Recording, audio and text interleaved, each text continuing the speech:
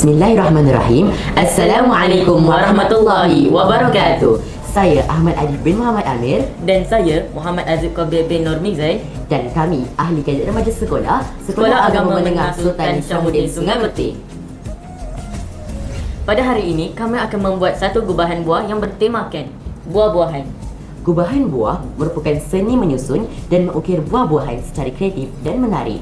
Selain menonjolkan keindahan warna serta bentuk buah, gubahan ini juga memerlukan ketelitian, kekemasan dan kreativiti.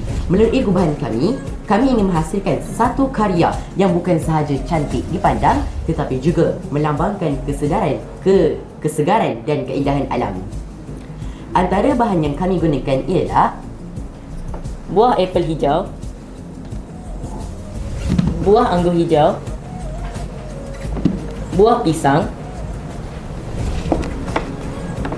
buah anggur ungu, buah ore, buah apel merah, buah naga, buah pear, buah strawberry, buah kiwi, buah tembikai, buah tembikai susu dan sayur salad. dan hiasan tambahan lain yang kami gunakan ialah hiasan daun, dan ribbon dan juga lidi. Antara alatan yang kami gunakan ialah gunting, pisau, Alas pemotong,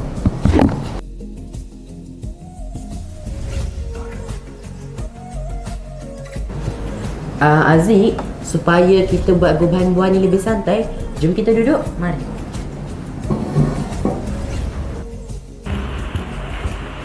Kami akan memotong 1/4 buah tembikai untuk dijadikan tapak burung merah. Selepas kami memotong 1/4 buah tembikai, kami akan meletakkan di dalam dulang. Selepas itu, kami akan memotong buah tembikai susu untuk dijadikan kepala dan leher burung merah. Kami akan memotong buah tembikai susu dengan panjang-panjang sebegini, supaya kami ingin membuat kepala burung merak. Dan kami setelah potong begini, kami akan mencocokkan kepada lidi.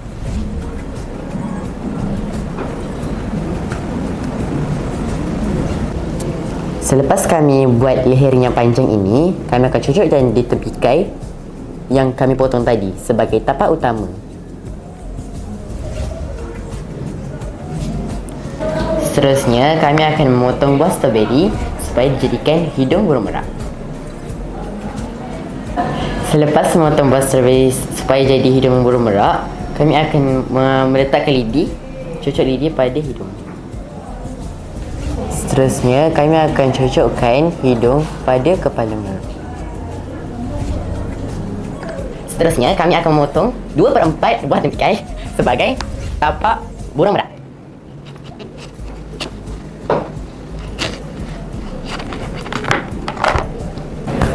Dan kami akan meletakkan sebahagian tembikai yang kami potong tadi di belakang badan burung merak.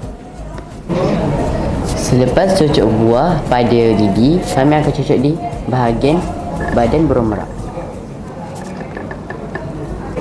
Selepas kami cocok yang di bahagian hadapan, kami akan buat yang paling belakang dan tinggi. Selepas itu, buah-buah lain seperti buah naga, buah apple dan buah pear, kami akan meletakkan di tepi-tepi burung merak. Langkah terakhir kami ialah meletakkan hiasan daun pada buah.